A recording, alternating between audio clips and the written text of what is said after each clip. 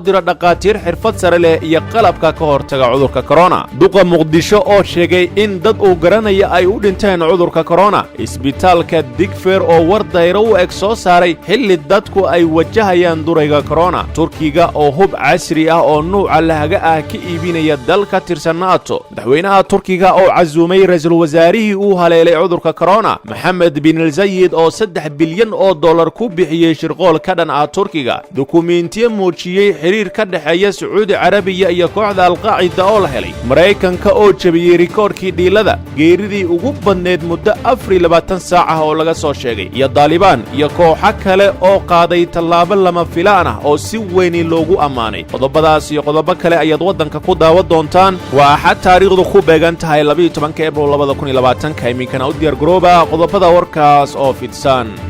haddii aad nagu cusub tahay daawade subscribe saar wadanka TV oo program baleelka si aad u noqoto qofka ugu horeeya ee daawada wararka tayada leh aynu halkaan idiin soo gelino. haddii saaxiibadeena nagu tixana ka mid tahay la wadaag saaxiibadaada kale si saaxiibadeena cusub uga mid noqdaan like-tana ha naga hilmaamina. aan ku bilaabo marka hore madaxweynaha dalka Turkiga Recep Tayyip Erdogan ayaa faray wasaaraddiisa caafimaadka in Soomaaliya loo diro dhaqaatiir xirfad sare leh oo ka caawiya daaweynta bukaanada uu soo ritay cudurka corona. sidoo kalena loogu daro agab caafimaad sida neefsiyaal gaaraya ilaa 10,000 iyo agabka kale oo isugu jira shaybaaro casri ah oo Turkigu sameeyay inta cudurka dunidu uu sii qaribayay.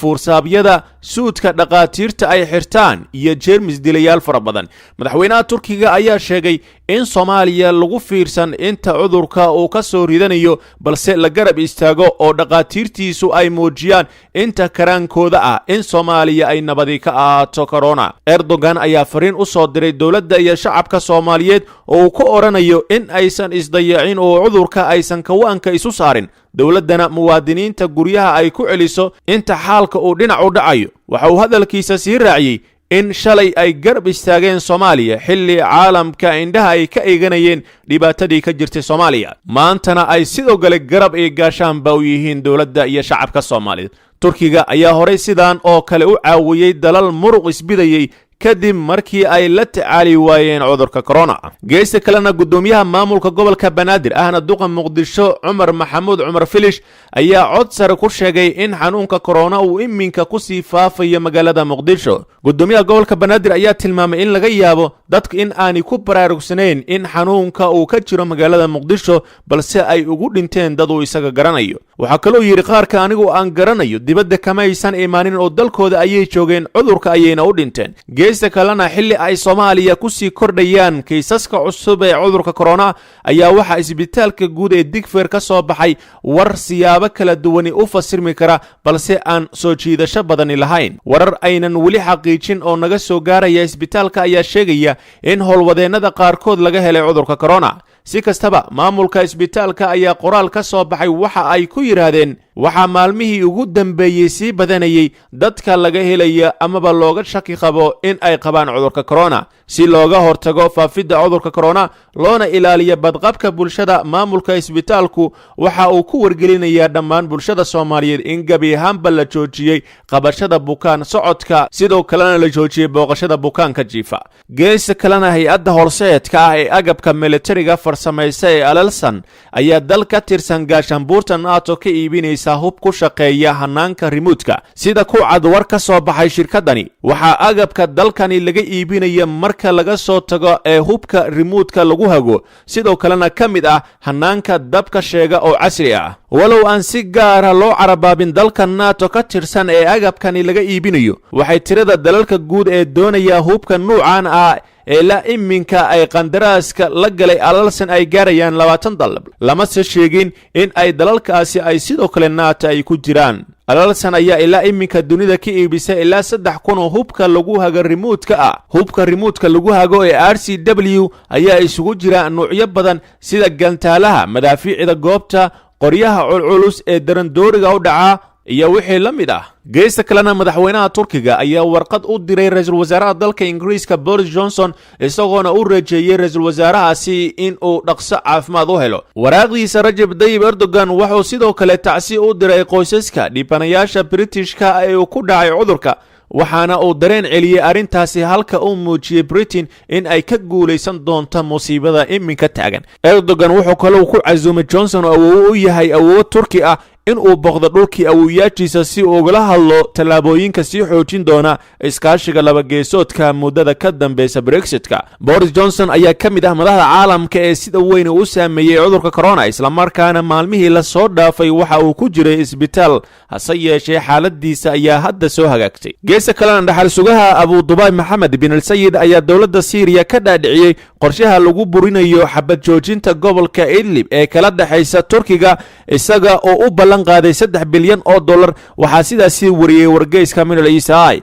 maalmo ka hor kulan dhex maray saraakiil Ruushiyaan ay weliba kuwa Turkish ah oo lagu raadinayay heshiis xabad joojin ah ayaa 5 Maarch waxa uu Mohammed bin Al-Sayed sargaal sare oo lagu magacaabo Ali Al-Shamsi u diray magaalada Dimashq si uu wada xaajood ula galo madaxweynaha Bashar al-Assad. bin Al-Sayed ayaa Assad u ballan qaaday $3 bilyan si uu dib ugu bilaabo howlgallada iyo weerarada gobolka Idlib. Assad ayaa loo hormariyay $250 milyan oo kaash ah, iyada oo loo ballan qaaday in ka hor dhammaadka bisha Maaj la siin doono $1 bilyan, iyada oo lacagtaasi inta ka harsana la bixin lahaa goor dambe. Mohammed bin Al-Sayed ayaa qorshihiisa ka damacsanaa laba ujeedo oo lagu wiiqayo saameynta Turkiga ee gobolka uu ku leeyahay. qorshaha koowaad ayaa ahaa in Turkiga dagaal dheer oo aan dhammaad lahayn lagu geliyo gobolka Idlib si askar badani looga laayo, isla markaana caalamka loogu muujiyo in ay dal kale duulaan ku yihiin oo loo sumcad tiro. qorshaha labaad ayaa ahaa in dagaalkaasi uu Turkiga ka weeciyo qarashkii iyo kheyraadkii ay ku bixin lahayd Liibiya oo ay taageerto dowladda dalkaasi, halka Imaaraadka Carabtu ay taageeraan generaalka fallaagada ah ee Khalifa Haftar.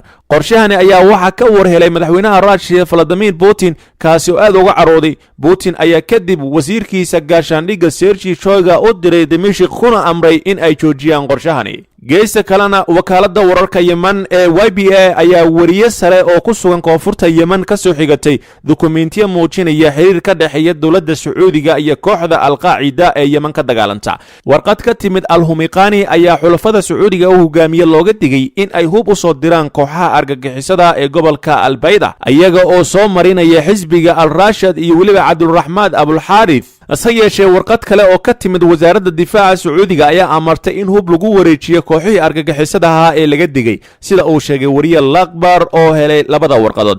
arrintan ayaa imaanaysa iyada oo sanadkii tagay baaritaan uu sameeyey telefishinka CNN lagu ogaaday in Sacuudiga ay hub ay ka heleen Maraykanka siiyeen maleeshiya Salafi ah oo xiriir la leh kooxda Daesh. geeska kalena Maraykanka ayaa noqday dalkii ugu horeeyay dunida oo diiwaan geliya 2,000 oo geeri ah muddo 24 saac gudahooda tan iyo bilowgii caabuqsidaha corona.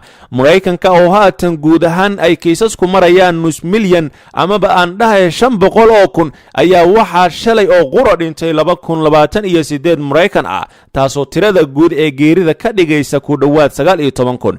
tirada cayiman ee geerida ayaa iyaduna gaaraysa 18,798, halka ay kiisaska dadka caabuqa laga helay ay marayaan 505,000 oo ruux, maadaama shalay oo qura cudurka laga helay 35,000 ruux. Maraykanka ayaa sidaasi ugu socda inuu jabiyo rikoodhka dalka ugu geerida badan ee caalamka oo ah Talyaaniga oo ay ka xijaabteen 18,900 ruux, wuxuuna maalmo yar ka hor soo dhaafay dalka Spain oo ay ka dhinteen 16,000 jeer ay caalamka guud ahaanba tirada geeridu ay marayso 100,000 qof.